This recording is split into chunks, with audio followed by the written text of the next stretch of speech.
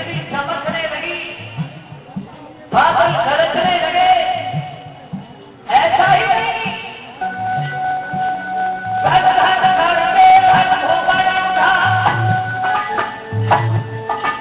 धड़ धड़ धड़ के धड़ भोपाल उठा, धड़कने लगी, धड़कने लगी।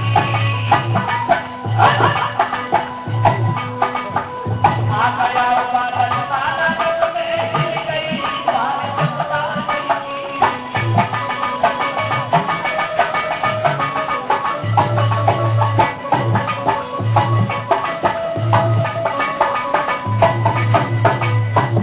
पुत्र का जब जन्म हुआ, बिजली चमकने, बादल गरजने, दिन में तारे दिखाई देने लगे, हवाएं तूफान का रूप धारण कर गई। लोग भ्रम में फंस गए कि राजा के घर में जैसा कपूत हुआ है, और उसी बच्चे का नाम रख दिया गर्गाचार्य भट्टजी ने। कोई कण धीरे धीरे धीरे धीरे समय के अनुसार बड़ा होने लगा, और जब कंस बड़ा हुआ है, ज्यादा बड़ा नहीं, खेलने के लायक हो पाया पीपल, और जो होता है जैसा वो बचपन से ही पता चल जाता है। कंस बचपन से ही शैतान, और इतना शैतान, बिना बात की लड़ाई करना, झगड़ा करना, बच्चों को भिड़ा देना, किसी के सर को फोड़ देता है, किसी की भुजा तोड़ देता है, यानी चारों तरफ मथुरा में त्राण मच गए।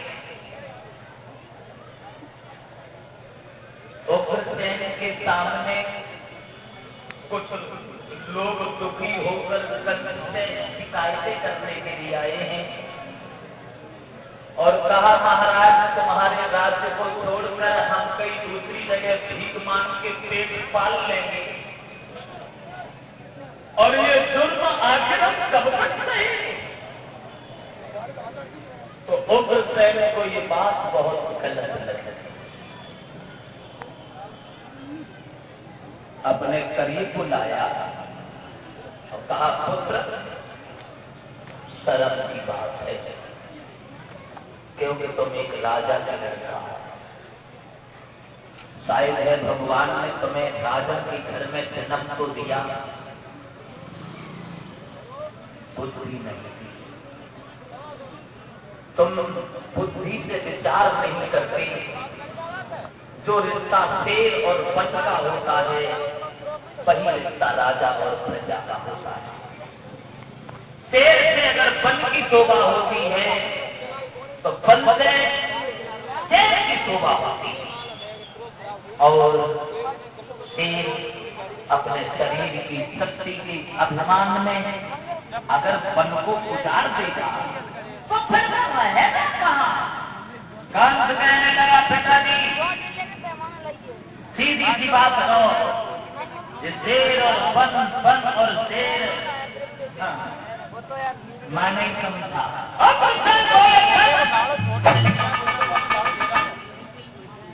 जानते हो तुम किससे बात? आखिर को तुम हमारे राज नहीं आए तो एक बजा में तूफान खड़ा हो जाएगा, समझ गए? कंस बोला समझ गए। क्या समझे तुम? चिल्लाओ नहीं, हम समझ गए। क्या समझ गए तुम? कंस बोला हम समझ गए। अब बुढ़ापे में राज्य नहीं, तुम्हें आराम की जरूरत है, और ये शासन मैं करूंगा। बोला है कंस, दरबार के बैठे हुए भाइयों,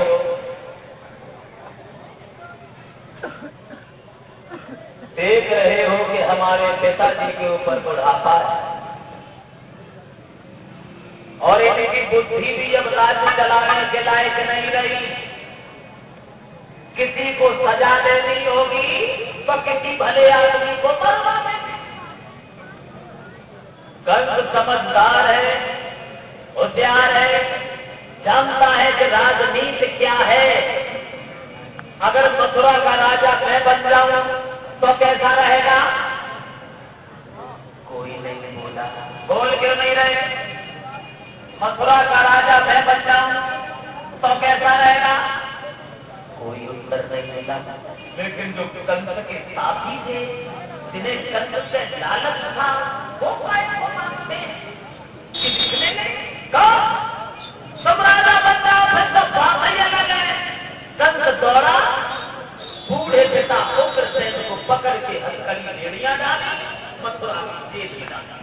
आराम करो, तुम्हें बुढ़ापे में आराम की जरूरत है। और ये सांसद अब करके बैठ गया राज सिंहासन पर। सबसे पहले उसने सभा के लोगों को संबोधित करते हुए और सबने कहा, हमारे दरबार में बैठे हुए जितने भी सज्जन हैं, जरा ध्यान दें। देखिए, अभी तक कल एक राजकुमार था, आज के बाद यहाँ का राजा है। राजा नहीं बल्कि मथुरा का भगवान है, भगवान। आज हम राजा बनते समय सब लोगों के बीच में कसम खा रहा हूं, मैं अपनी प्रजा में कभी किसी को दुखी नहीं देखेंगे। मगर हमारे पिताजी पागल थे, उससे ज्यादा पागल तुम। जो वो कहते रहे तुम करते रहे, बिना मतलब में हवन, बिना मतलब में भजन। कुछ नहीं होगा, न कोई हवन, न भजन, न कीर्तन, कुछ नहीं। गौओं को कटवा दीजिए, गौशाला में आग लगवा दीजिए, मंदिरों को तोड़वा दीजिए, मूर्तियां फेंकवा दीजिए। तुम सब पागल हो गए हो, बिना मतलब में हवन करते हो, घी को लेके आग में छोड़कर जला देते हो। अरे सब करो हवन, घी को खाओ, शरीर को मजबूत बनाओ। माता पिता भी अगर ज्यादा बूढ़े हो गए हो तो बिना मतलब में रोटी मत खाओ, उठा के नाले में बह गया भाई जो हम रह गए।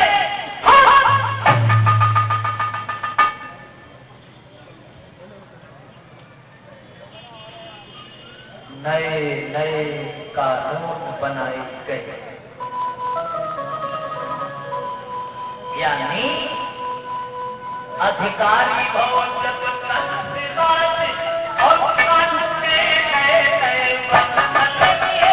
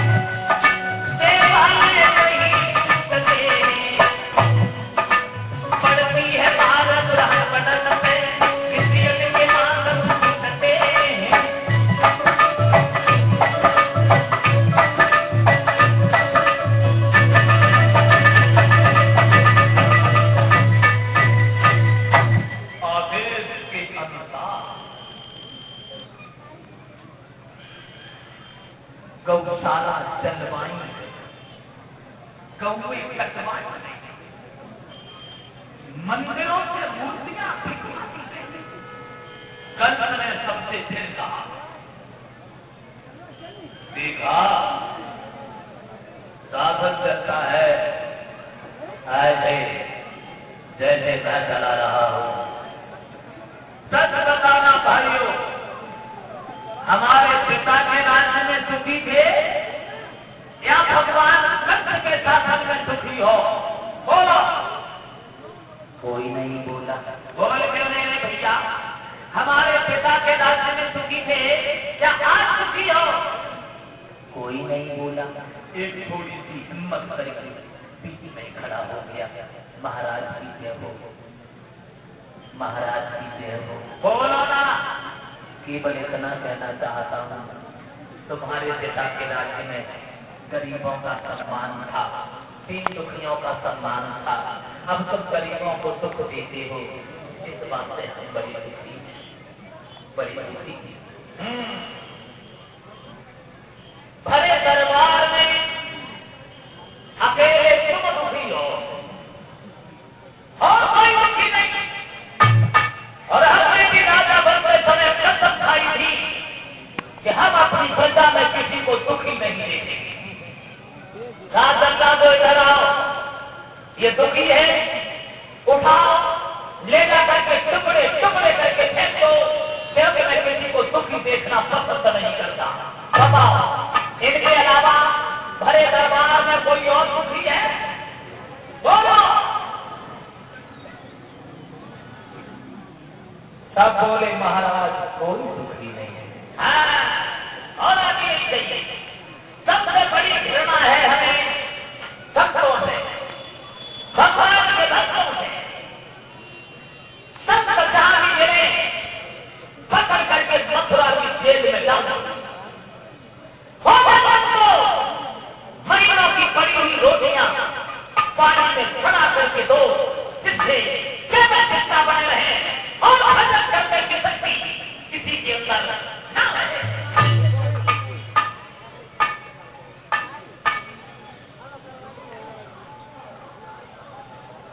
अब भगवान के भक्तों को दुखी किया गया, पकड़ पकड़ करके जेल में डालना शुरू कर। और जो हमारे ऐसे महात्मा आते जो नए नए भाई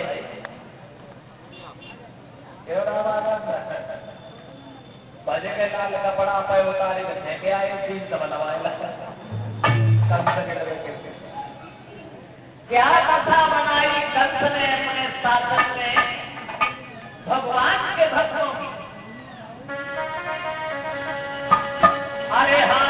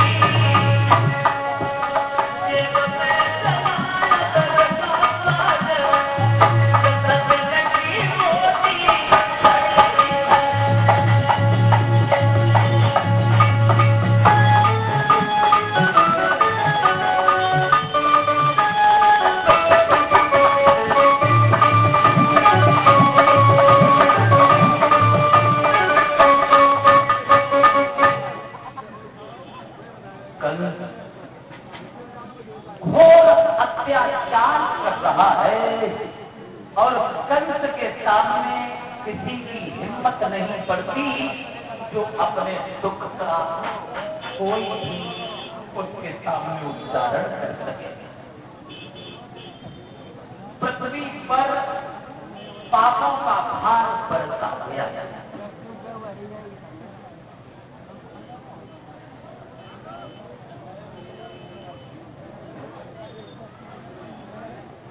दुखी हो गए सब देवता भी कंस,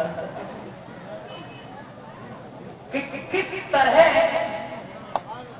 इस दुराचारी कंस से पीछा छूटे।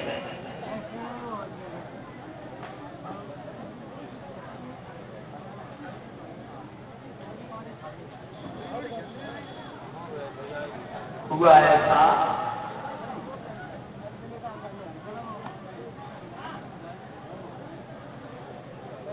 कंस ने बात में सबसे कहा,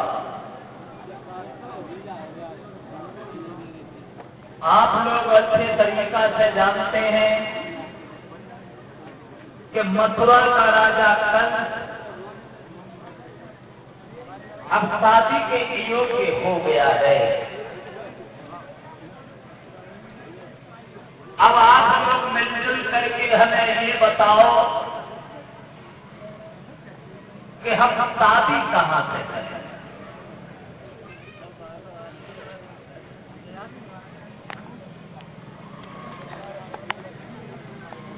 बता दिया कि महाराज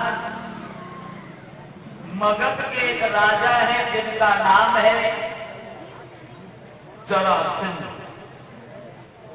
और जरासंध के घर में 2 लड़कियां हैं, अत्ति और प्राप्ति। दोनों शादी के लायक हैं और हमारा विचार है उन दोनों से आप विवाह कर लीजिए।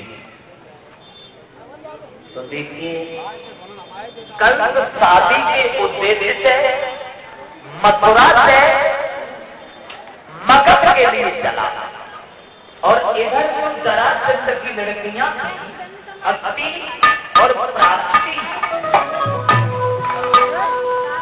दोनों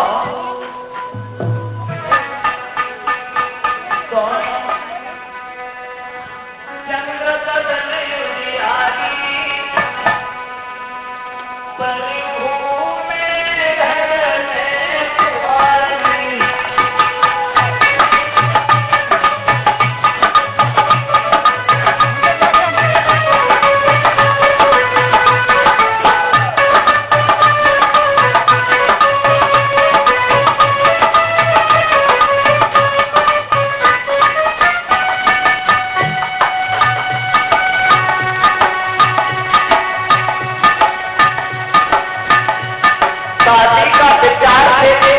घर से निकला।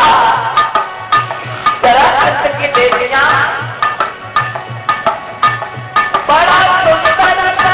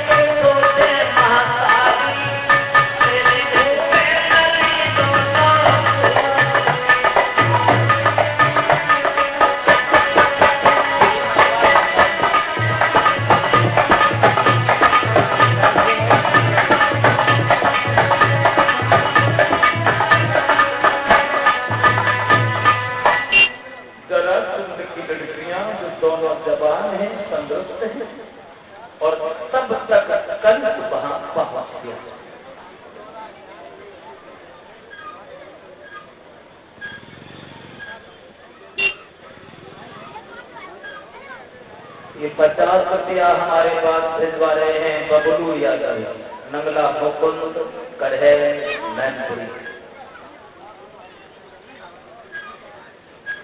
अब हुआ ऐसा,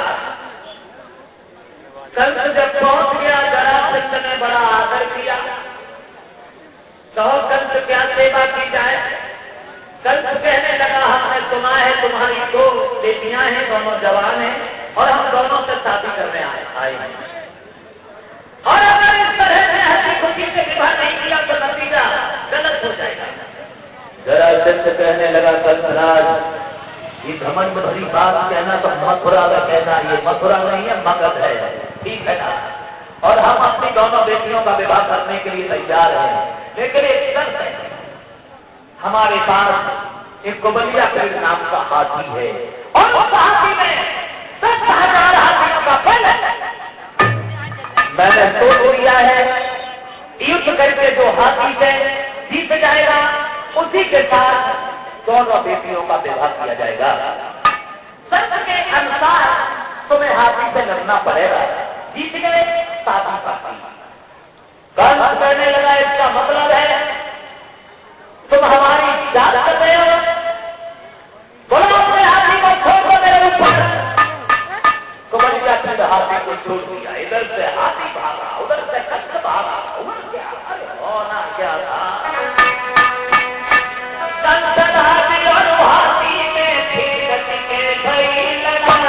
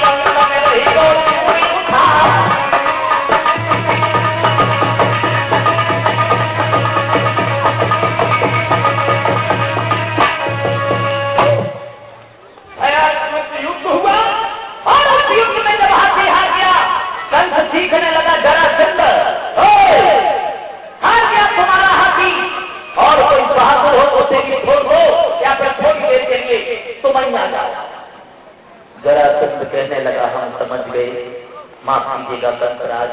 दोनों बेटियों का विवाह कर दिया और कुबलिया पीर हाथी ने कंस को दान में दे दिया। अब शादी करने के बाद कंस मथुरा में चला आया।